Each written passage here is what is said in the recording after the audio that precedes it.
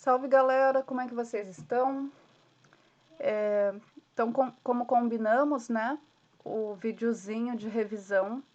Uma revisãozinha rápida aqui, só para dar uma lembradinha nos assuntos que vão cair na nossa avaliação de amanhã. Então, a primeira unidade do segundo bimestre, nós trabalhamos sobre a litosfera e o tempo geológico da Terra. Então, lembrando, né, os conceitos sobre tempo cronológico, tempo geológico, né, que tem essa diferenciação. O tempo geológico é o tempo de todos aqueles fenômenos relacionados ao desgaste de montanhas, né, a erosão dos relevos. São processos que eles passam quase que imperceptíveis para os seres humanos, né? E o tempo cronológico é o nosso tempo, o tempo da nossa vida estar acontecendo, né, dos fenômenos sociais, os fenômenos históricos, sociais. Então, aqui a gente tem um pouquinho, né, sobre evolução e estrutura interna da Terra, as eras geológicas, nessa parte que não precisa ficar se preocupando, que não vai estar caindo na prova. A estrutura interna da Terra, como é dividido, né? Então, nós temos aqui a casquinha mais externa do planeta, a crosta, né? Que ela é rígida, ela é formada por rochas. As porções internas, né? A litosfera, aqui ainda, que é o processo de formação das rochas, que é a porção dinâmica, onde estão as divisões das placas tectônicas, né? A astenosfera, que é o manto superior, o manto e o núcleo, né? O núcleo nós também temos núcleo interno e núcleo externo. O núcleo interno é um núcleo rochoso também, formado por ferro fundido, né? Como se fosse uma grande bola de ferro. E aí o núcleo externo, ele já está se misturando aqui com o manto, né?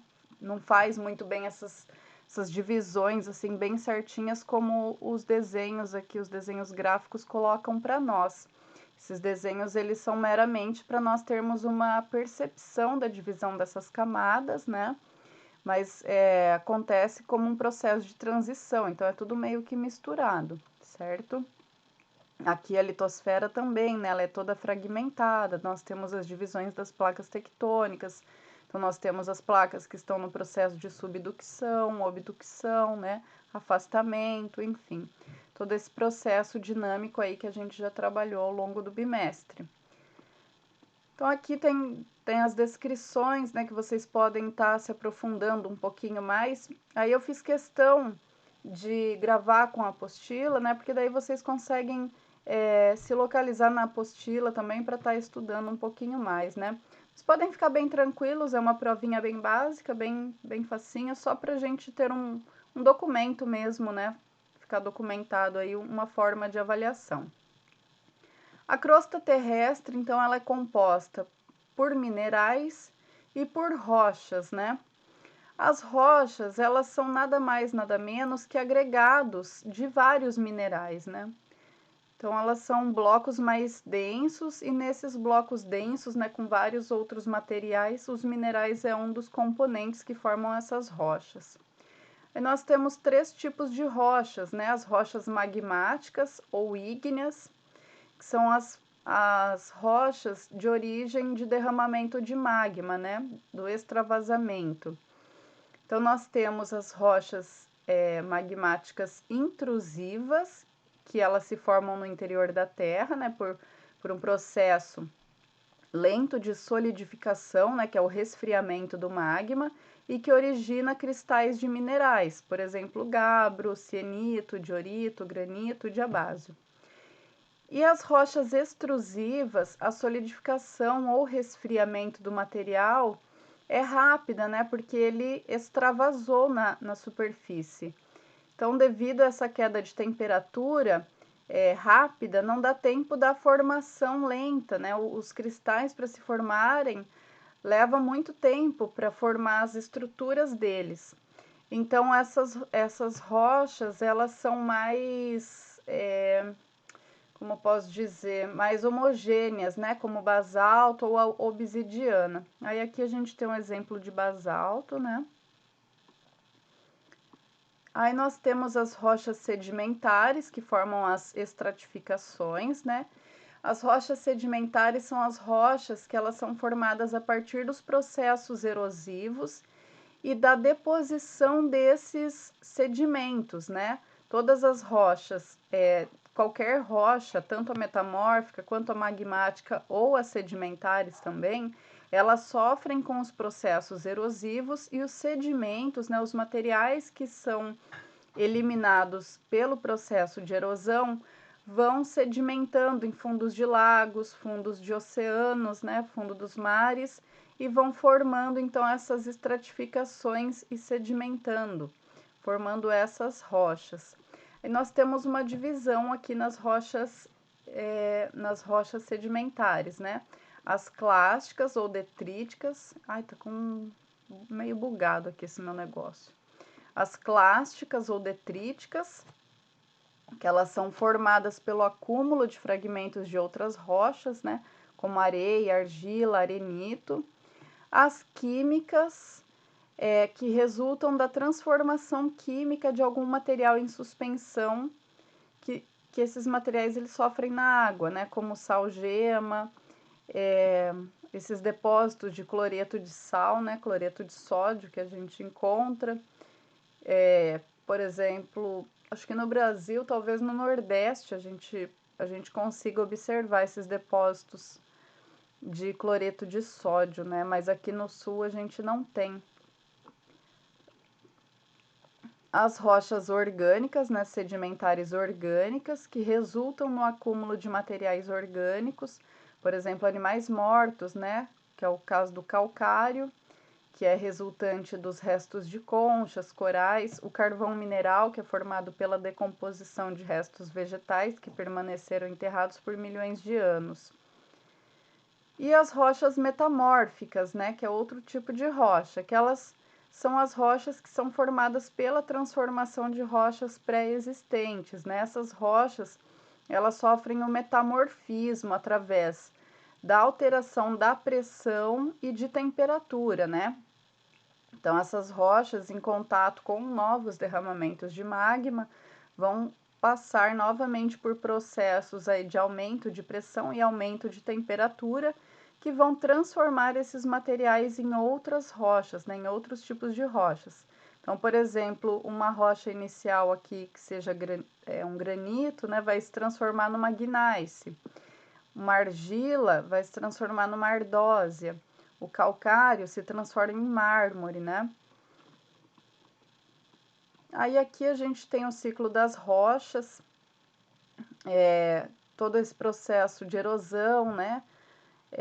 E o processo de subducção dessas rochas sendo novamente incorporadas no material do manto, e elas acabam fazendo com que aumente a pressão no interior da crosta terrestre, fazendo com que haja necessidade do extravasamento do magma. Consequentemente, essa lava, ela extravasada, vai novamente formar novas rochas magmáticas que vão sofrer os processos de erosão, vão formar novas. O rio, né, ele vai carregar. Aqui tá bem mais explicadinho, eu estou explicando mais por cima.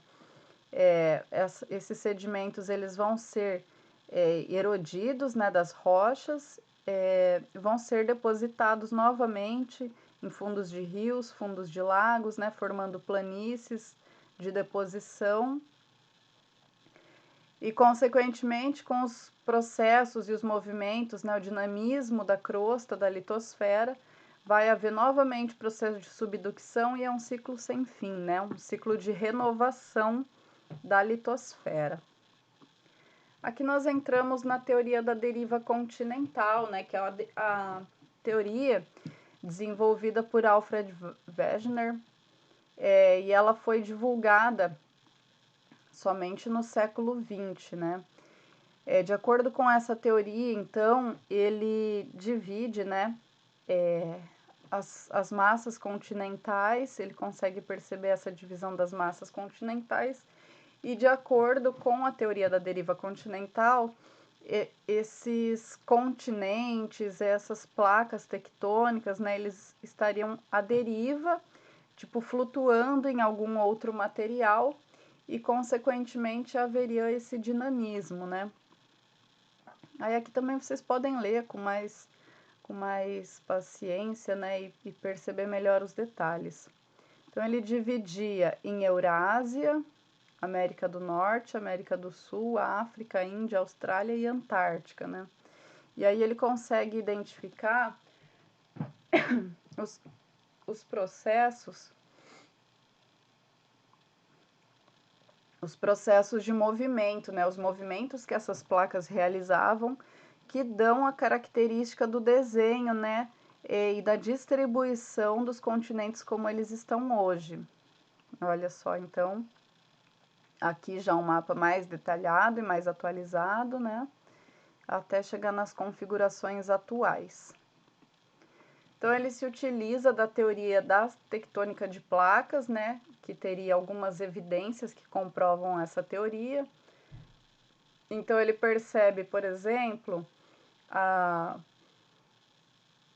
os limites da costa leste da América do Sul, né, que elas se encaixariam perfeitamente nos limites oeste do continente africano e que essas placas elas teriam se separado, estariam em movimento, né?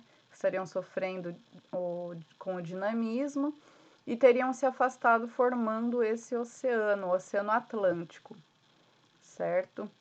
Para confirmar essa teoria, ele se utiliza além, né, do desenho ali que se encaixa como um quebra-cabeça, ele se utiliza também dos fósseis que são encontrados nessas regiões, né, tanto brasileiras quanto na costa africana.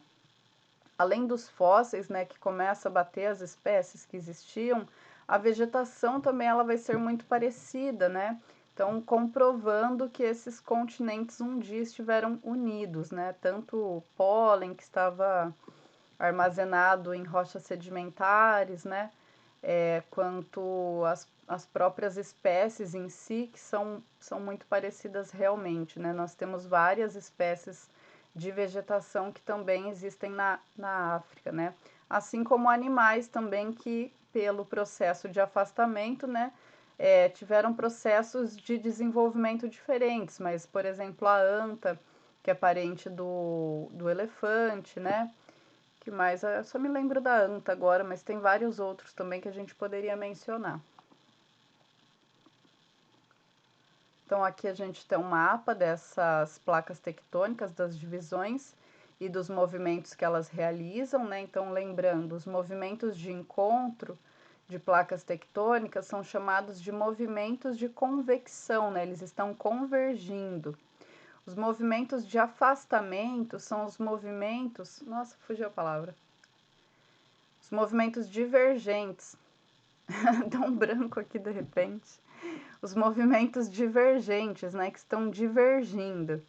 E os movimentos, deixa eu encontrar algum aqui, que eles uma placa ela só desliza do lado da outra, que são os movimentos transformantes. Puxa, eu não estou encontrando nenhum agora. Enfim, mas tem também os movimentos que a placa elas deslizam apenas uma do lado da outra, né? Pode ser na mesma direção ou em direções opostas, e que são os movimentos transformantes. Aí aqui nós temos um mapa das áreas sísmicas, né? As áreas de vulcanismo mais intenso, as dorsais submarinas. Então, aqui, né? Até inclusive a formação dessas ilhas aqui no Oceano Pacífico, no continente asiático e o continente australiano. Recentemente foi descoberto, né, que aqui na Indonésia, aproximadamente, tem um outro continente que também tem uma outra placa tectônica que é bem menor, né? Enfim, então ele foi sendo conseguido identificar todas essas características aqui das regiões de limites entre placas tectônicas.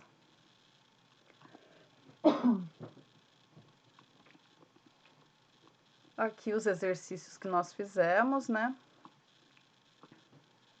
A estrutura geológica da Terra. Essa parte estrutural é muito importante, porque são as estruturas que vão determinar o tipo de relevo, né? Vão determinar pela resistência que elas oferecem ou não aos processos erosivos, vão então determinar o tipo de relevo que a gente vai ter aqui na face da Terra. Então, nós temos os maciços antigos ou escudos cristalinos, né, que são essas porções em amarelo. São as áreas mais antigas do planeta, né, são os terrenos mais antigos e que estão aí ao longo de milhares de anos sofrendo com os processos erosivos, né? Então, por conta disso, nós temos as formações de áreas de planaltos, certo? Nós temos as bacias sedimentares, que são essas porções em verde, olha só, toda a região central aqui do continente americano, tanto na América do Norte quanto na América do Sul, né? Observa bem. Aqui algumas porções na África, né? É curioso quando a gente observa a África, porque a gente percebe também que são vários processos de formação, né? E aí coexiste bastante essas áreas de planaltos com as áreas de planícies. E aqui no oeste, né, na porção mais oeste, na porção leste do continente asiático, né, porção leste e norte, nós temos também bastante, estou misturando já, estava falando de planícies, né, bacias sedimentares. Então, aqui essa porção central do continente europeu e do continente asiático. Aqui uma porção, né, dos limites da porção norte da Índia e uma parte da China. Um pedacinho aqui da China também, na Austrália, enfim. E temos também os dobramentos modernos, né, que são as áreas de limites de encontros de placas tectônicas, de movimentos convergentes, e que por conta desses movimentos convergentes formam-se então os processos de dobramentos. Dobram-se literalmente essas rochas, né, a litosfera. Então, por isso que a gente chama mesmo de dobramento moderno. E por que moderno? Né? Embora sejam processos lentos que estão acontecendo na litosfera, são as formações mais recentes de relevo, né, e de estrutura geológica que nós temos na Terra. Então, nós temos aqui ao norte da América, do continente americano, né, as montanhas rochosas, a Cordilheira dos Andes, a Cordilheira do Atlas, aqui ao norte do continente africano, os Alpes, né, que aí tem os famosos Alpes suíços, mas eles são apeninos, tem um monte de nome. A Cordilheira do Himalaia, né, aqui não acaba que não recebendo um nome, mas também tem toda essa cadeia de formação de montanhas, e essa porção aqui ao leste, né, da Rússia também acaba que não recebendo nenhum nome assim específico. A estrutura geológica do Brasil, né? Então aqui nós temos as divisões e distribuição dos minerais, os metálicos, não metálicos, combustíveis fósseis, gemas e metais preciosos, né? Os minerais energéticos. Então toda essa distribuição aqui pelo território brasileiro. Aí aqui vai falar, né, dos escudos cristalinos, do território brasileiro, qual a porção do território que é ocupada por escudos cristalinos, bacias sedimentares, enfim, toda aquela parte que a gente já falou ali em cima, né, mostrando no mapa. Vocês podem dar uma olhadinha com mais tempo. Aqui estão os exercícios. Posso até passar devagarinho, porque aí se alguém não tiver feito, quiser pausar o vídeo para anotar as respostas, né? Então, estão aqui, vocês podem ir pausando o vídeo e fazendo as anotações de vocês. Opa! A2, A3, 4, 5 e 6.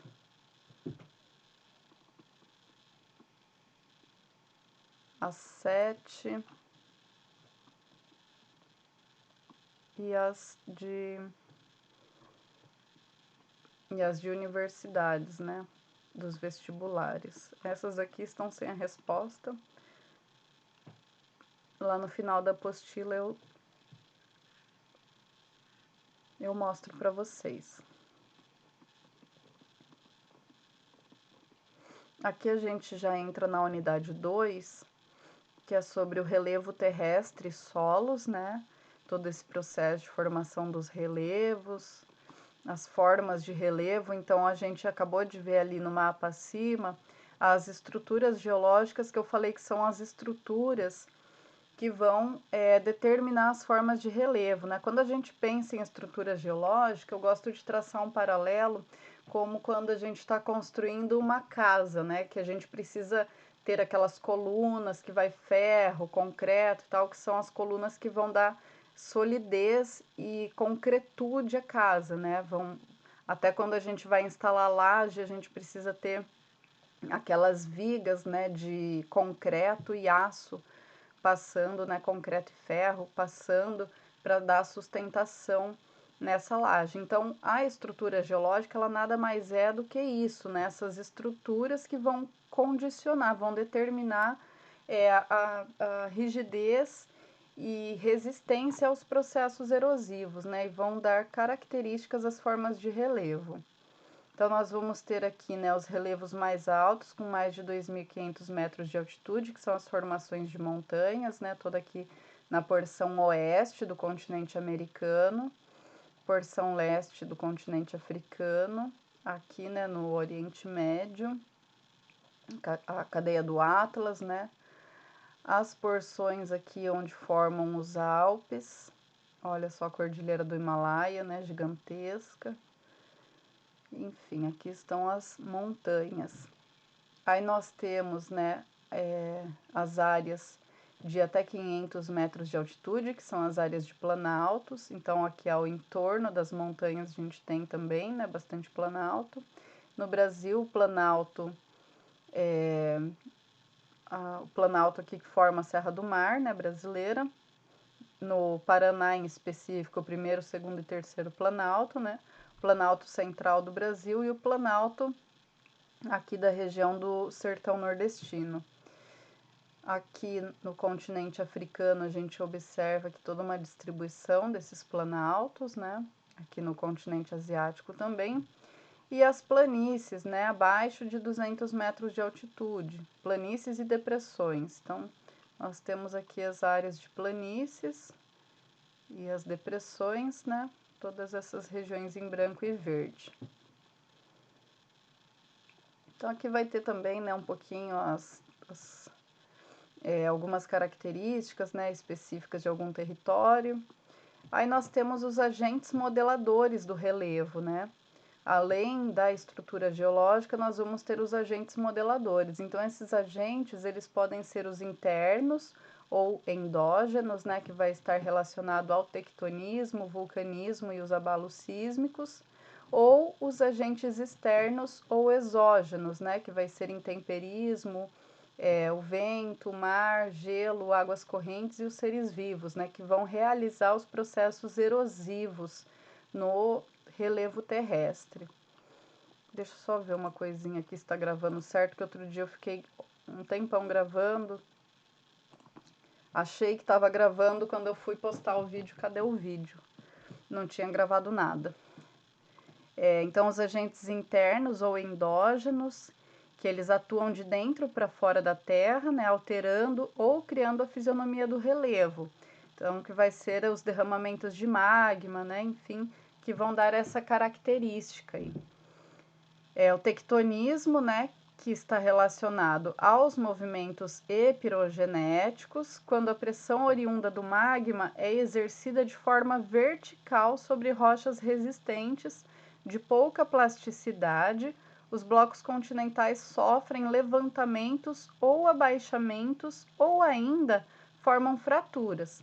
O exemplo, então, né, aqui no Brasil, a gente vai ter a formação da Serra do Mar e a Serra da Mantiqueira. Então, aqui, só para a gente perceber, né, as áreas de blocos de levantamento, as áreas de falhas, o bloco de rebaixamento, né? Então acontece todo esse processo de fratura mesmo desse relevo, né? E alguns blocos que levantam, outros abaixo, então fica tipo um zigue-zague mesmo no relevo.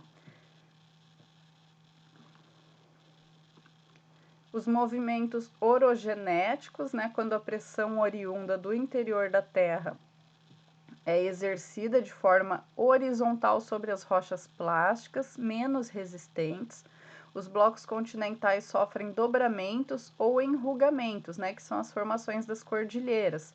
Então a gente vai ter aí o exemplo das cordilheiras dos Andes, dos Alpes, o Himalaia, né, que é esse processo mesmo de dobramento. Observa que não tem fratura aqui nessas rochas, né? Olha só, é uma rocha só, ela só sofreu o processo de dobramento mesmo. Diferente daqui, observa como tem essas fraturas. Até o meu orientador da época da faculdade, né? Que eu trabalhei com ele 2 anos, com geomorfologia, eu fui mais para a parte de geomorfologia fluvial, né? E esses tempos ele me mandou um convite que ele está fazendo um estudo sobre fraturas, né? Fraturas e falhas do relevo paranaense e brasileiro, e ele me convidou para estar trabalhando com ele novamente, né? Só nessa parte aqui de pesquisa. Está fazendo o levantamento dessas fraturas aqui na região do litoral, que é um trabalho lascado. Ai, eu ainda não sei se eu aceito. Porque é só pesquisa, né? E pesquisa no Brasil é um negócio que não rende, tipo, nada. Infelizmente, quase não tem investimento. Então, por isso que a gente fica muito balançado, né? Quando o assunto é pesquisa. Então, nós temos aqui, né, ainda dentro desses agentes internos ou endógenos, nós temos o tectonismo, que a gente já falou, pirogênese e orogênese, o vulcanismo, né, que consiste na expansão do material magmático e gasoso na superfície e na atmosfera, que são provenientes do interior da Terra e que vazam por meio de uma falha ou fissura na litosfera. E esse material, ele vem com temperatura acima dos 800 graus Celsius, né? Os vulcões, eles são classificados em ativos quando estão entrando constantemente em erupção e extintos quando não possuem mais erupções, que é o caso dos vulcões brasileiros, né? Eles estão extintos há milhares de anos. Aí aqui a gente tem, né, a descrição das partes do vulcão e tal, acho que caso vocês tenham interesse, fiquem, né, deem uma olhada e tal nessa parte aí na apostila. Mas também eu estou focando mais aqui na explicação no que vai estar caindo na prova, certo? Então aqui a gente tem mais um mapa, né, dos vulcões ativos, etc. Os exercícios, né? Se quiserem ir pausando para vocês anotarem as respostas, porque eu me lembro que a gente não conseguiu corrigir tudo, né? O nosso fórum ele acaba sendo muito rápido, às vezes tem alguma dúvida, alguma coisa, a gente demora um pouquinho e acaba não dando tempo da gente corrigir tudo. Então agora fica aí a oportunidade, né? De vocês anotarem as respostas. Aí aqui, né, tem as explicações sobre as áreas de subducção, de obducção, o interior das placas, separação dessas placas, né, como é que ocorre. Os terremotos, né, impacto, magnitudes, enfim. Mais exercícios.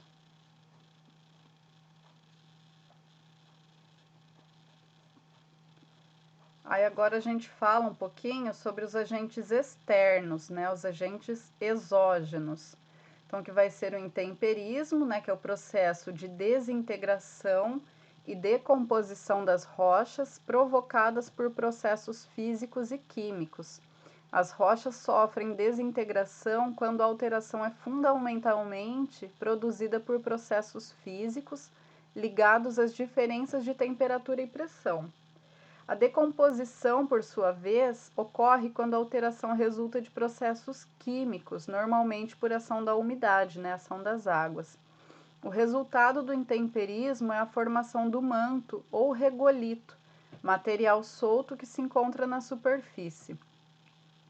Então, esse processo de intemperismo, né, a gente vai ter o intemperismo físico, que é esse caso aqui da desintegração pelos processos físicos, né, ligados a diferença de temperatura e pressão. Por exemplo, quando uma rocha exposta ao sol, né, então durante o dia essa rocha ela é extremamente aquecida, né, fica o dia inteiro recebendo luz solar, aquece, e durante a noite ela resfria, então ela expande, né, os materiais que compõem essa rocha expandem e contraem, consequentemente fazendo pequenas fissuras nessa rocha e desagregando alguns blocos, né? Normalmente acontece bastante em rochas magmáticas, em rochas metamórficas.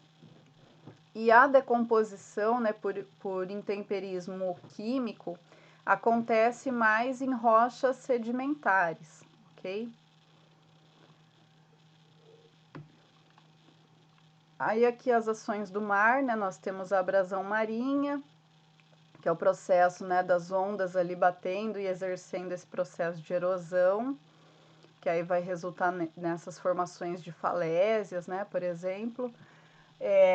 Quando houve o afundamento na Baía de Guaratuba, também foi esse processo de abrasão marinha, né? A água escavando por baixo da estrutura ali do solo, foi então abrindo esses espaços, né? Abrindo uma cavidade, tanto que a baía ela desabou num determinado momento, né? E as ações do mar, elas estão relacionadas com abrasão ou acumulação. E esse processo de acumulação vai ser a deposição de sedimentos, né, que vai determinar a largura ou não, né, de determinadas faixas de areia. A erosão provocada pelo vento, então é provocada pelo impacto de partículas de areia transportadas pelo vento sobre a rocha, né? Então que esse processo de formação aqui da taça no Parque Vila Velha. Observa também que esse processo de erosão pelo vento acontece até determinada altura, né? Que, se eu não me engano, é 2 metros de altura. Porque é o máximo que o vento ele consegue transportar esses materiais, né? Tanto que quem mora em prédio, nos apartamentos mais altos, dificilmente tem poeira dentro de casa, porque o vento não consegue carregar essas partículas tão alto. Deixa eu ver aqui. O vento, né? Então, além desse processo de erosão, também tem o processo de transporte, né? Esse vento ele pode transportar esse material erodido por suspensão, rolamento ou saltos desse material particulado, conforme a velocidade do vento, e a sedimentação, né? Carrega até determinada região e em determinada região sedimenta e deposita esse material. As águas correntes, né, que vão ser as águas das chuvas ou dos rios, que provocam essas erosões constantes no relevo, né? Quando o escoamento hídrico se dá na forma de enxurradas, por exemplo, aqui tem esse processo de formação de vossorocas, né? Que mais? As erosões pelo gelo. Aqui nessas regiões da Noruega, Finlândia, né, é muito comum, na própria Suécia, Suíça, né, é muito comum ter essas formações, esses vales em U, né, diferente dos vales brasileiros, que são escavados por rios, né, então fazem aqueles vales em V. Os vales aqui nessas regiões que tem a ação do gelo, tem essa formação do vale em U, né. Então é um agente de grande importância. O gelo provoca erosão, vales glaciais, que é isso que eu estou falando, né? deposição, que faz esse processo de morainas ou morenas, né, na tradução, formação de lagos, além de influenciar no clima e na variação do nível do mar.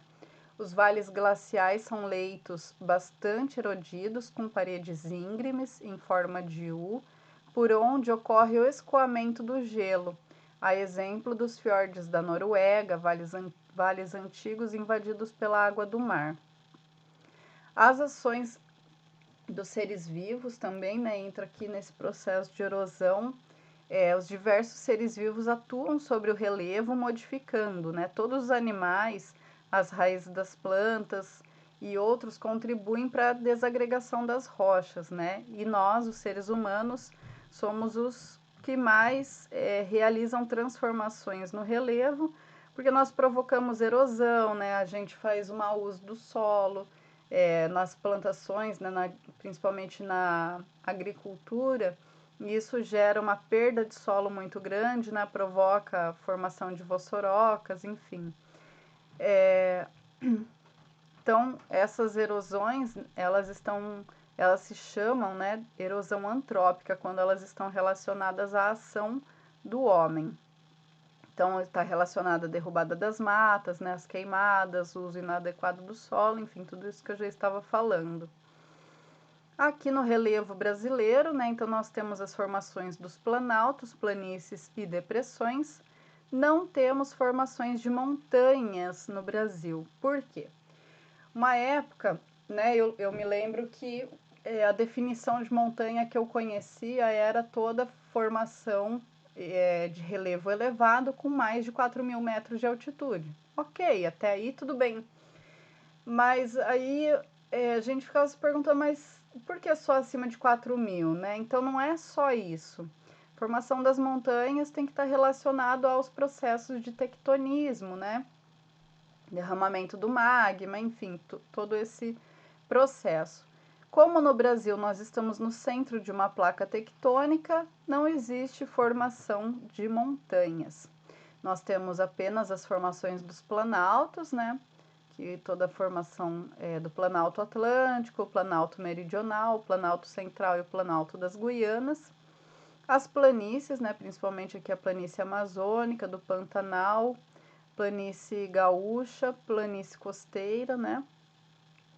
E as depressões, que são superfícies suavemente inclinadas com predomínio de erosão, situados na intersecção de planaltos e planícies. Então, todas essas áreas de limites entre planaltos e planícies são áreas em que ocorrem essas depressões, certo? Então, nós temos aqui as classificações, né? A mais atual a gente começa com a classificação do Haroldo de Azevedo, que nem foi colocado o mapa aqui, coitado do homem. Teve um trabalho danado lá em 1940, né, para fazer a classificação do relevo e não colocaram um mapa do homem aqui, coitadinho. A classificação de Aziz Abissaber, que é mais recente, né, que já é da década de 50, 60, quando surgem os primeiros radares, né, e os primeiros scanners de relevo, então ele consegue surgem novas tecnologias, né, por conta da Segunda Guerra Mundial, então ele consegue fazer o escaneamento desse relevo. Mas estava relacionado também com interesses internacionais no relevo brasileiro, de saber o que poderia ter de recursos no interior desse solo, né? Então, por isso que o Brasil teve acesso a essas novas tecnologias de leitura do relevo. E aí, já na década de 80, né, o Jurandir Ross faz então essa nova classificação, que vai ser a primeira pessoa que vai colocar aqui o conceito de depressões, né? Vai perceber essas depressões que nada mais são do que as áreas de transição, como a gente viu ali acima. Aí aqui, né, vai ter as explicações bem certinho de cada uma, que vocês podem olhar também. Formação dos solos, né, o processo de pedogênese. Então, esse processo, ele depende de 5 fatores, né, que vai ser o material de origem, o relevo, o clima e a presença dos organismos vivos, né, a fauna pedogenética, enfim. E o tempo cronológico ou idade da superfície do terreno. Então, uma série de fatores aí que vão ser fatores determinantes para a formação desse solo. A gente não vai se ater muito à formação de solo, porque também não vai cair na prova, tá? Aí aqui a gente tem os horizontes do solo, para dar uma olhadinha, né? O horizonte O, o horizonte A, E, B, C e R, né? O R é a rocha San, que a gente chama de rocha San, que ela ainda não sofreu as transformações. O horizonte C é onde está esse processo de transição, né? A gente encontra grandes blocos ainda que estão sofrendo com a podisolização. O horizonte B, né? Então, conforme a gente vai avançando mais próximo à superfície, que esse solo ele já está mais amadurecido, né? Mais exposto aos agentes externos de formação desse solo, a gente vai encontrando os grânulos menores até chegar, então, nesse horizonte onde as raízes se desenvolvem. Então, aqui a gente consegue observar um pouquinho, né? Aqui vai estar explicando bem certinho quais são cada horizonte e o que a gente vai encontrar nesses horizontes. Os tipos de solo, solos brasileiros, né? Os lateríticos, podisólicos, os brunízenes, os hidromórficos e os alomórficos. E os itossolos ou de altitude, né, que são solos rasos. E daí é isso, galera. Espero que tenha dado para dar uma refrescada aí na memória de vocês. Qualquer dúvida entre hoje e amanhã, ainda dá tempo de me mandar a pergunta no painel ou no WhatsApp. Beleza? Aqui as respostas para vocês, quem ainda não tinha as respostas, né? Pode ir pausando, vai fazendo as anotações. 5, 6. Aqui também tem os exercícios de vestibulares. Vou passar rapidinho para chegar lá no final da apostila que eu tenho o gabarito. Aqui, ó. Caso alguém não tenha anotado, né? Pode fazer as anotações aqui. Beleza, galera? Então, estudem aí esse restinho, né? De tempo que vocês têm. Aliás, nossa prova ela já foi adiada uma semana por conta...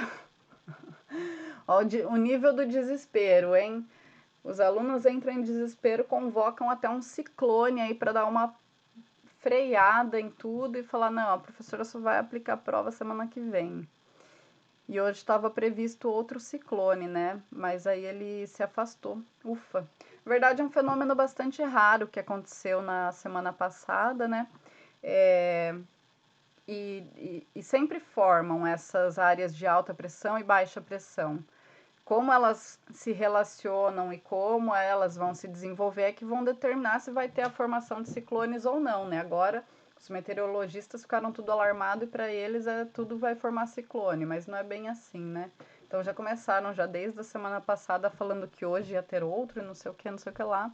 No fim não vai ter nada. Beleza, galera? Então até amanhã. Boa sorte, bons estudos. Espero que todos vão muito bem na prova. Até lá!